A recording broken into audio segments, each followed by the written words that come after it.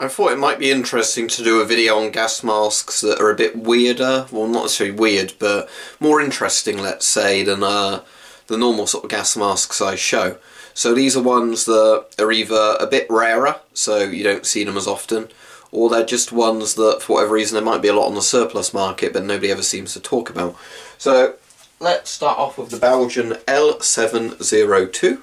So that's Lima 702, and this was a World War II mask apparently made by Belgium before Belgium was occupied by the Nazis.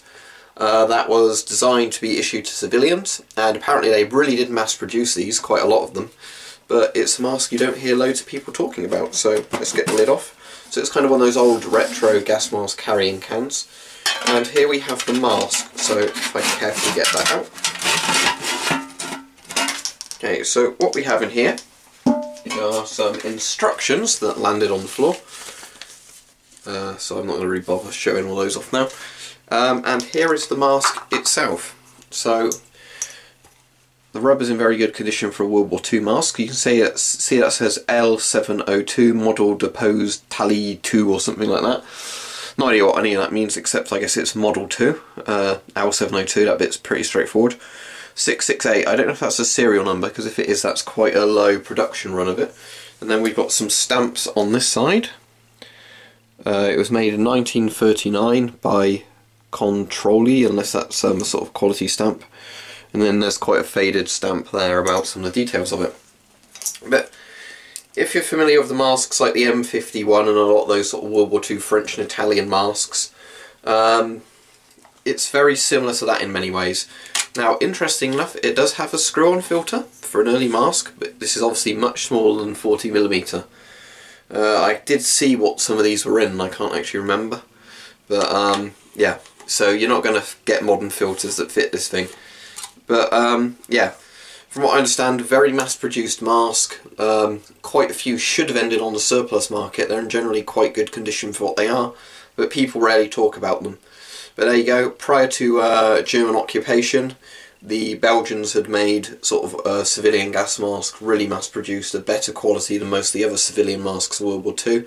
If you bear in mind what, for example, like the British respirator was like, and some of those, very good quality in comparison, and a removable screw-on filter, just not in a sort of full thread that's common today. So, these next masks I've talked about before, but they are British C7 respirators from the Cold War, and these are masks that were basically made to be issued to the civilians. It's like, if you know the World War II British civilian respirator, it's sort of basically that, where they said, we need to make another kind of mask for the Cold War, let's mass produce something. They came up with these, very cheap to make. It uses the same filter thing as World War II, where it's actually a filter with an intake cap, sort of valve glued to the filter itself or pinned to the filter, and then that filter is taped to the mask rather than it being the other way around.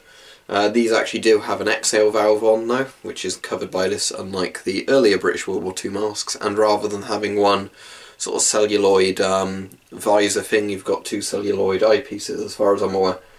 But the story of these is, they started making them, they realised everybody was going to die in a nuclear war anyway, and said, why waste our money making masks for civilians? They were all taken in and recycled or destroyed, but now and again you can find them where people had some laying around that they just totally forgot to send back for their £5 or something. That was a lot back then, in the 1950s. So you can find them, although the prices can really vary.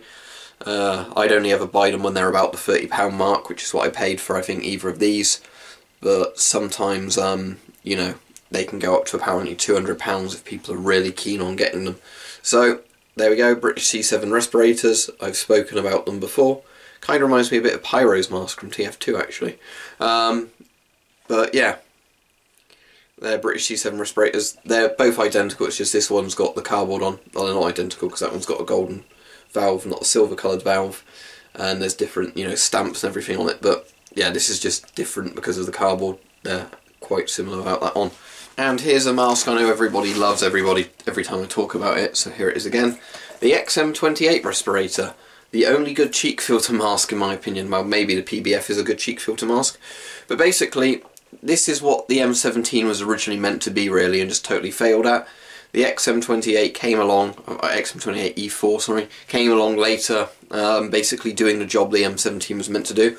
Although I don't think they ever made a version that was meant to take NBC filters. I think it was always just kind of like a particulate riot filter in these. But the point was, these are meant to be what the M17 was. It's made of silicon, so it's a lot more comfortable, it's a lot lighter. It is actually very, very light. That's one of the things I have to stress with this. But as I've said numerous times, when the M17 came into service, it failed to meet all of its objectives for what it was actually meant to do in a gas mask. The XM28, as much as it's still a cheek filter design, at least met a lot of those requirements, being lightweight, you know, comfortable to wear, all of those sorts of things. But yeah, it's a weird looking mask, often known as the Grasshopper or the Locust, as you can probably see why. A lot of people keep saying to me, isn't this a mask for dogs? No, this is not a mask for dogs, it's a mask for people. But you know, it was a very simple mask in a sense, silicone with cheek filters, XL valve at the bottom. This one's made by MSA, so Mining Safety Appliances, or whatever they're called. The only thing that is a bit silly with it is that the oral nasal cup blocks a lot of the vision. So basically, you should be able to see that much out the eyepieces when the oral nasal cup's out, unless it is meant to clip in somewhere somehow, and this one's not doing that because of its age or whatever. You know, you lose a lot of your field of vision just simply due to that factor, but you know, all in all, very cool looking gas mask. You know, it's one people are always interested in when I show it because they think it looks futuristic, like some sort of power armor helmet or something. But again, this is a bit too little too late, really. The M17 kind of failed because it, you know, was a dodgy concept from the get-go. If the M17 had been like this from the get-go, maybe a lot more people would have liked it, but, you know, by the 1990s, America really did realise they had a problem with their cheek filter masks when everybody else had 40mm NATO masks. So, there you go. Some of my more interesting gas masks, shall we say. I've got others all around the house which are probably quite interesting in their own right, but I thought I'd talk about these because they're the ones you don't see people talk about so much on YouTube compared to things like GP5s and whatever else.